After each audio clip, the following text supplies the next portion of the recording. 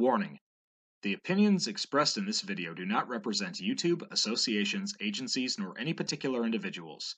They are merely from a team assembled trying to pass the boredom of everyday life. Some explicit content may occur in this or future presentations. Viewer discretion may be advised. But ignore it if you're into that thing.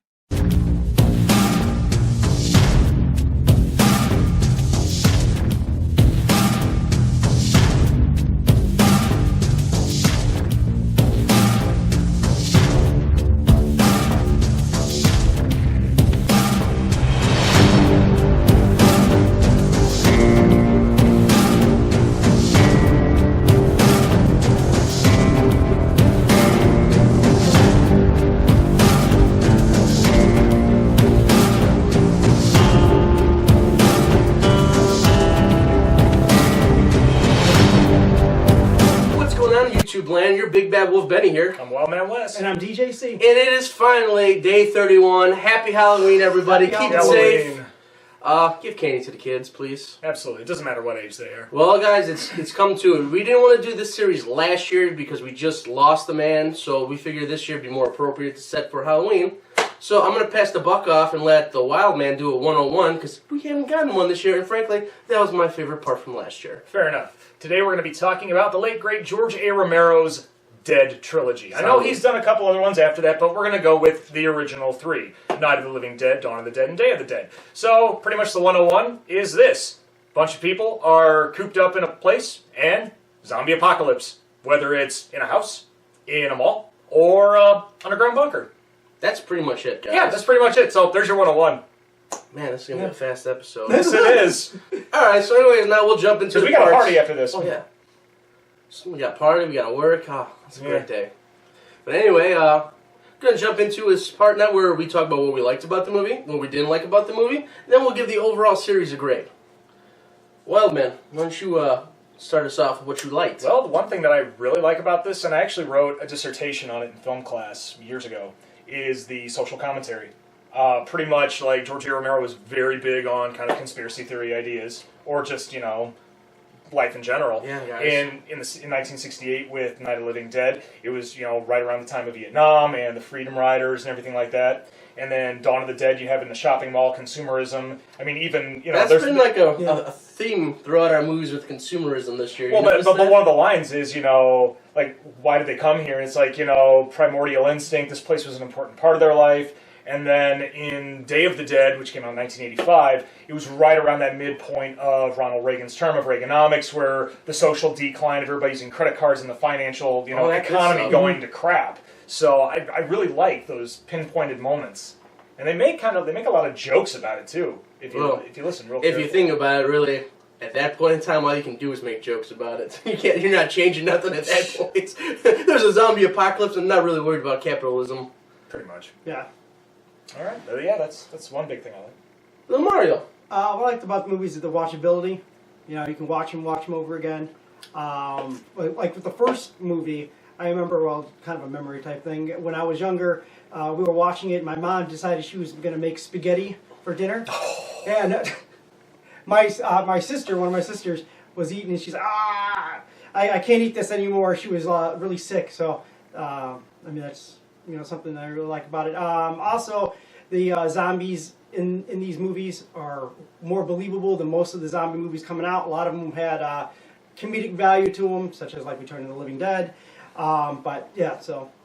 Well, they function as bodies would function after they just came back from the dead. At first, they'd be all slow and tight because of rigor mortis, and then as they decay more, they get more loose. So it makes sense they get faster later. Well, and the believability of the zombies too. I mean, everybody that was a zombie in these films, you know, they were straight out of Pittsburgh, and you know, anybody who was anybody in Pittsburgh, their lifelong goal was to be in a Romero film. Yeah. I mean, even let's see, what was it? The mailman from Mr. Rogers. Yeah. Mr. McFeely. He was there. He was a zombie at one point. He was there. George the Animal Steel was a zombie. There. Yeah. There. Oh, we're done. Sorry. Yeah, we're done. Yeah, we're done. All right. My favorite part is just a simple. You get to kill zombies, man. It's awesome. It's us or them. It's simple. Keep it nice and simple. Some of the ways they kill some of the zombies is kind of cool, creative. Most of the time, it's just a bullet shot to the head. But hey, you gotta start somewhere. Yeah.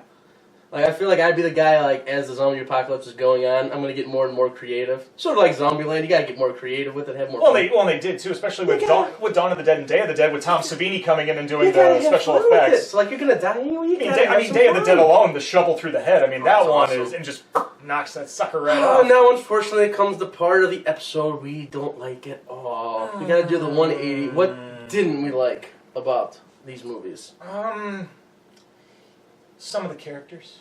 Some of them in each one, you know, you got some that you just kind of... You have, like, the same character in each movie, the one who just, like, looks out for himself. He says he's part of the group, and then, like, he screws the you father up. and the father and the Living Dead, yeah.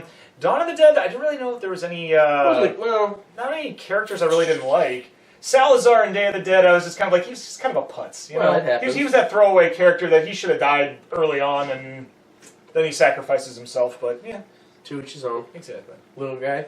Well, it's not really anything that I didn't dislike about these movies, but I dislike were some of the update, like when they tried to make the black and white original one color. I think it took a lot away from the movie, the black and white itself. Yeah, the shading. Yeah. Yeah. I got you. So, you know, that, pastels. and some of the actual remakes of some of them were, well, Dawn of the Dead I thought was really good, but the remake of Day of the Dead was terrible. So, we don't speak of the Nick Cannon. No, we don't. Yeah. So, how about you? Just touching on some of the characters, like, some of the stupid they did, because they thought, like, you know, oh yeah, this, blah, blah, blah, this is gonna work, and it's like, nah, you're just being stupid, bro. And then you die, like, 2 seconds later, so... There's not really a lot to complain about. I mean, this is actually... All modern zombies are pretty much drawn from these zombies, you know, so... Yeah, they're Walking Dead. He must have done...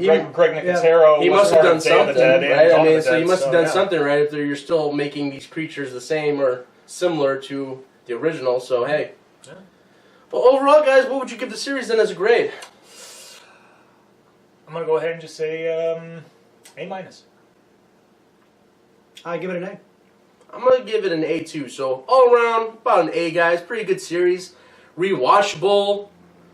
I mean, it's always entertaining. It's funny, even though it's a horror movie. But I feel like comedy and horror have to go hand in hand sometimes to make the story more believable, because going down, like, you're going to crack jokes just to try to make you feel better. So, guys, we did it. The SHOCKTOBERFest 2018 in the books. Cheers, yeah. Here, just have a sip of it. And, yeah, so thanks, guys, for sticking around for 31 days.